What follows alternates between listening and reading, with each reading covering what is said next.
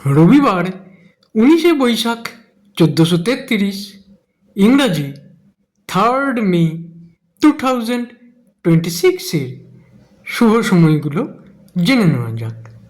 দিনের শুভ সময়গুলো হলো ভোর 5টা 9 থেকে 9টা 24, দুপুর 1টা 12 থেকে 1টা 40, সন্ধ্যা 6টা 47 থেকে 8টা 55, রাত্রি 11টা 58 থেকে 12টা 55, রাত্রি 2টো 22 থেকে 2টো 50।